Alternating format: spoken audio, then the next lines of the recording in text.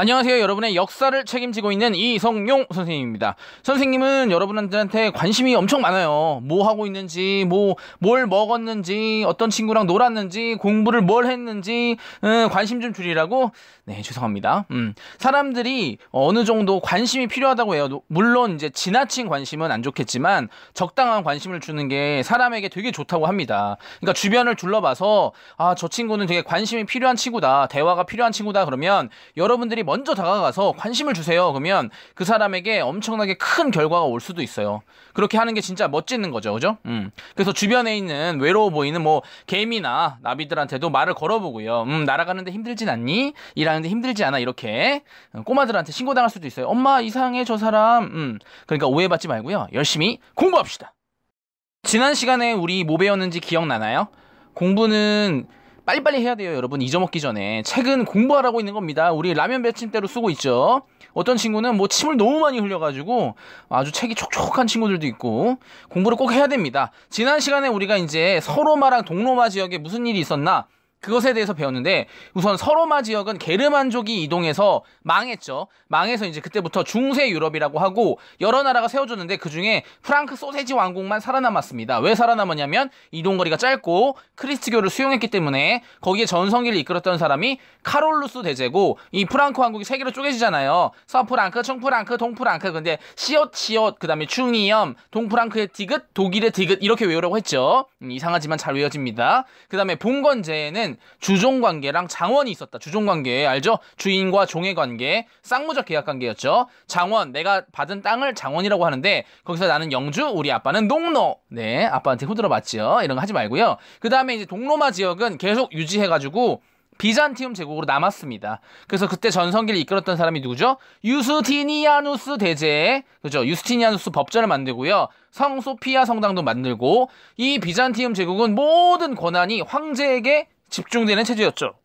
그리고 이곳의 수도였던 콘스탄티노폴리스가 이제 중심지였고요. 그 다음에 동로마 교회랑 서로마 교회랑 싸웠잖아요. 가장 큰 문제가 뭐였지? 그 시험에 엄청 많이 나오는 성상숭배 문제. 서로마 쪽은 게르만의 교화를 위해서 성상이 필요한데 동로마 쪽에서 보니까 그거 우상숭배잖아 하지 말마 이렇게 가지고 싸웠죠. 성상숭배 문제 때문에 동교회랑 서교회랑 분열이 됐고요. 그 다음에 비잔티움 양식 알아야 되죠. 성소피아 성당이 대표적인데 거대한 돔, 이렇게 지붕, 원형이죠. 그 다음에 모자이크 벽화가 특징이다. 여기까지 했습니다. 말을 너무 많이 했더니 막 목이 메이네. 네, 거기 학생. 빨리 오늘 배울 내용 알려달라고? 너무 재밌다고? 사실 아무도 없어요. 혼자 연기하는 겁니다. 오늘 배울 내용은 아무도 관심이 없겠지만, 첫 번째 학습 목표, 중세 서유럽 문화의 발달이고요. 그 서로마가 멸망하고 나서, 그때부터 이제 중세 시대라고 했잖아요. 그때 중세 서유럽의 문화는 어땠냐? 이게 학습 목표 1이고요. 학습 목표 2는 십자군 전쟁이라는 게 일어나요. 그걸로 인해서 유럽에 여러 변화가 일어나거든요. 십자군 전쟁으로 인한 유럽의 변화에 대해서 공부할 겁니다. 그러면 우선 중세 서유럽의 문화 배우러 갑니다. 네, 첫 번째 학습 목표 중세 서유럽 문화입니다. 중세 서유럽이라고 하면요, 딱 한 가지 단어만 떠올리면 돼요. 바로 그게 뭐냐? 크리스트교입니다. 크리스트교. 그 당시에는 크리스트교가 절대적이었기 때문에 모든 정치라던가 일상생활적인 면에서 모든 것이 다 크리스트교의 지배를 당하고 있었어요. 그래서 늘 크리스트교만 생각하면 됩니다. 그런데 이 종교라는 게 점점점 커지다 보면 그만큼 거기에 이상한 사람들도 많이 끼게 되고 또 욕심도 많이 생기게 됩니다. 그래서 그걸 조금 어려운 말로 뭐라고 하냐면요, 교회의 세속화라고 하거든요. 세속화가 뭐냐면 여러분들이 쉽게 이해하기 쉬우려면 세상에 물들어간다 라고 생각하면 돼요. 원래 종교는 뭔가 순수하고 깨끗하고 그런 종교적 교리를 지키고 해야 되는데 점점 재물을 탐한다거나 권력을 탐한다거나 이 종교를 이용해서 그런 식으로 점점 변질되어 가는 거예요. 성직자들도 다 부패, 더러워지고요. 그래서 이거를 이대로 두면 교회가 너무 더러워지겠다. 그래서 무엇을 했냐면요, 교회 개혁 운동을 했습니다. 교회를 다시 어떻게 하자? 그렇죠. 깨끗하게, 우리 깨끗했던 교회로 돌아가자. 이런 개혁 운동을 했고요. 그 개혁 운동의 중심에는 수도원들이 있었어요. 그래서 유명한 수도원으로는 클리니 수도원이라는 게 있었거든요. 이것은 참고로 알아두고요. 어쨌든 교회가 너무 세속화되어서 교회 개혁 운동을 했다. 이거 알아둬야 됩니다. 네, 다음으로 단골 손님 오셨네. 안녕하세요. 네네네. 죄송합니다. 시험의 단골 손님. 카노사의 굴욕입니다. 이거 너무 잘 나오죠? 굴욕.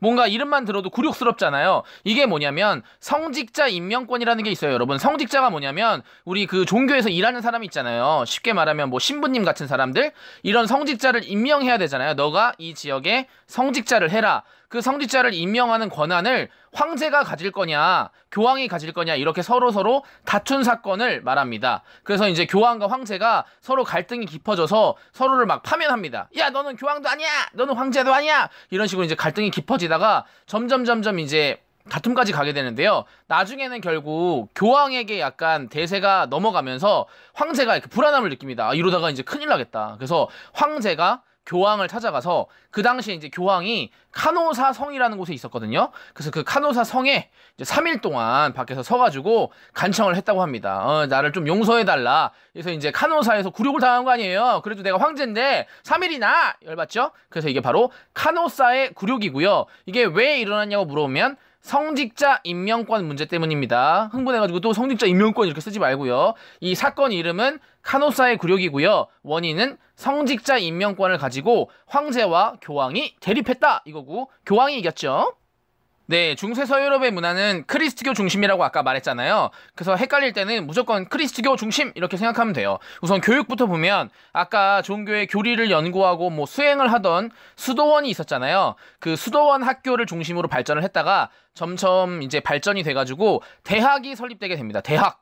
여러분들이 가고 싶어하는 곳이죠, 대학. 그 다음에 이제 건축으로는요, 이제 시험이 잘 나옵니다. 고딕 양식, 우리 고딕체 있잖아요. 고딕체, 그 고딕인데요. 글씨로 하면 고딕 양식인데 어떻게 생겼냐? 이 성당이 되게 뾰족한 탑, 첨탑이라고 하거든요. 첨탑, 뾰족한 탑으로 돼 있고, 그 다음에 채색 유리. 이제 영어로는 스테인드 글라스라고 하는데, 우리 성당에 가보면은 이렇게 색깔로 칠해져 있는 이렇게 유리가 있습니다. 그렇게 꾸며져 있어요. 그래서 고딕 양식의 특징 꼭 알아야 돼요.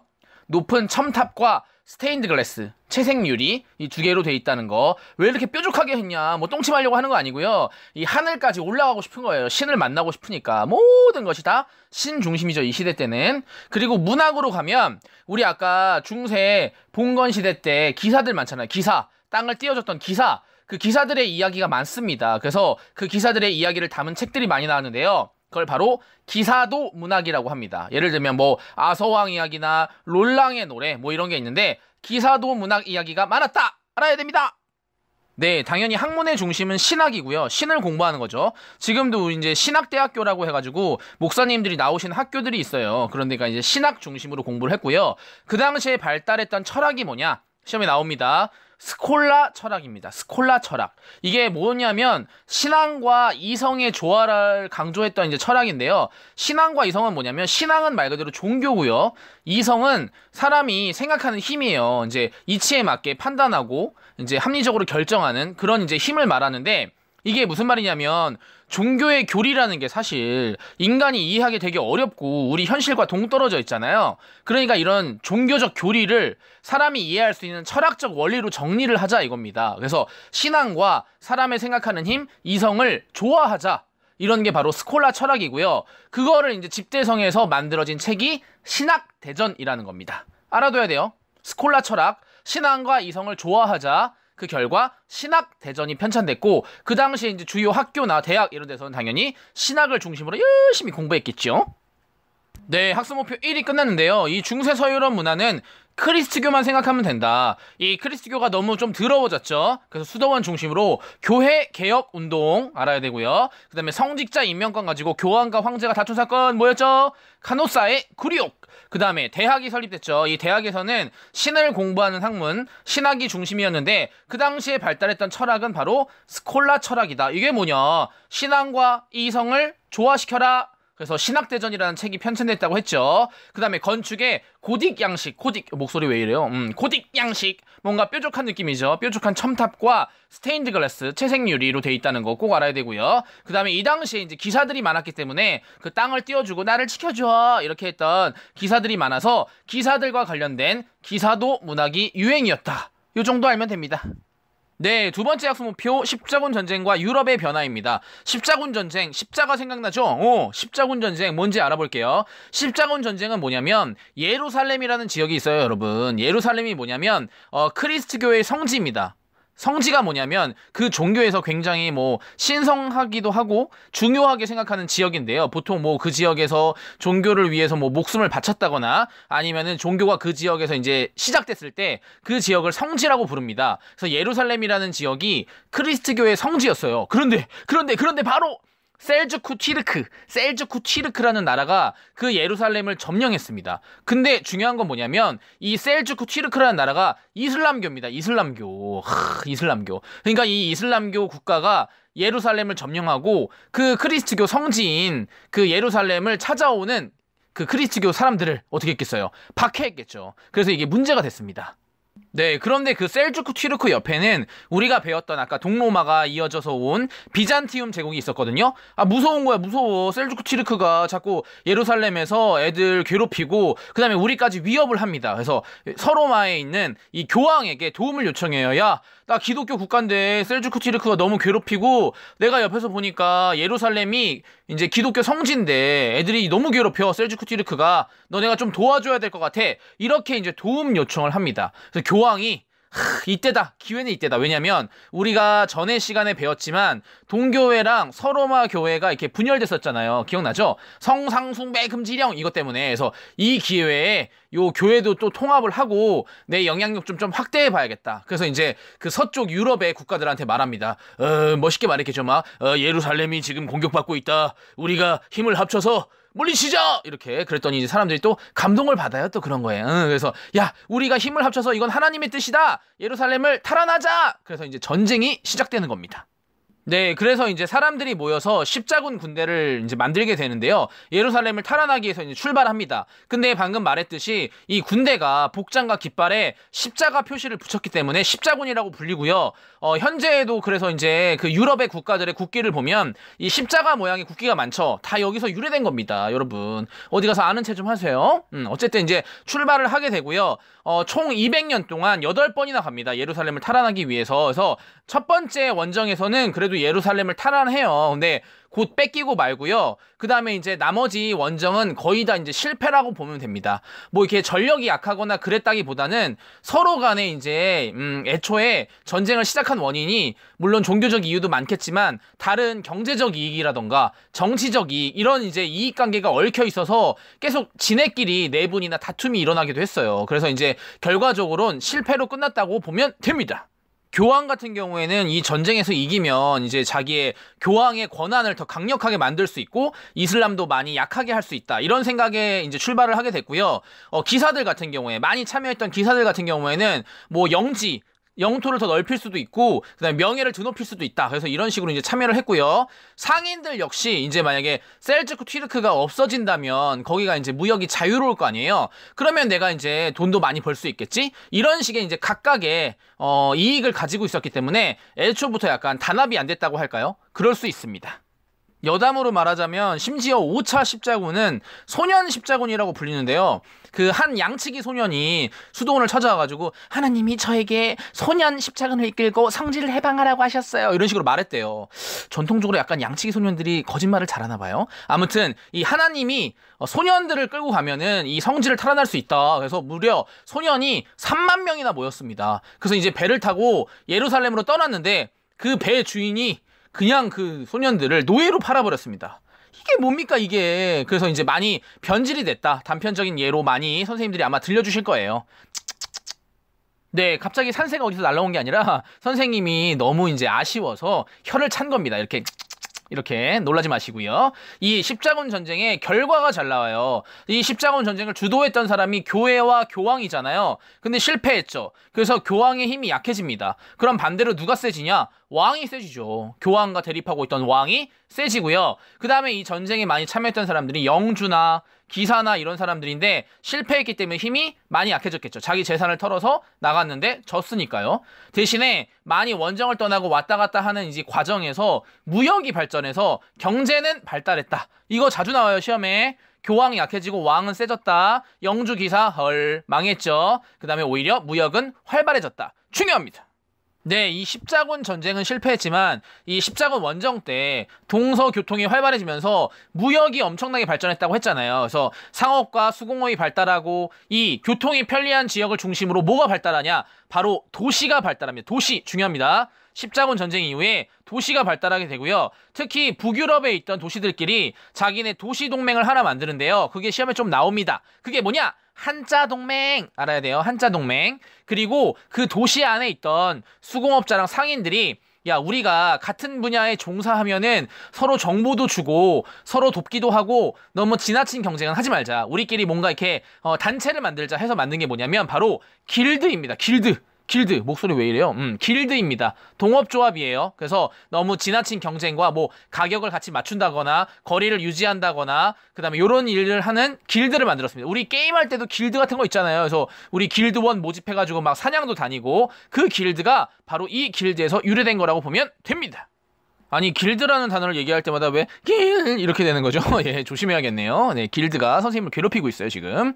이제 마지막으로 얘기할 건 뭐냐면요. 바로 장원입니다. 장원. 장원 뭔지 우리 기억나죠? 그 영주가 기사한테 주었던 땅이잖아요. 그 장원이 해체되게 됩니다. 그 장원 내에 누가 있었어요? 우리 아빠. 그렇죠. 농노였죠, 농노. 또 아빠한테 얘기하지 말고요. 그 농노가 있었는데 그 농노들의 지위에 이제 변화가 일어납니다. 왜 변화가 일어나는지 이제 보겠습니다.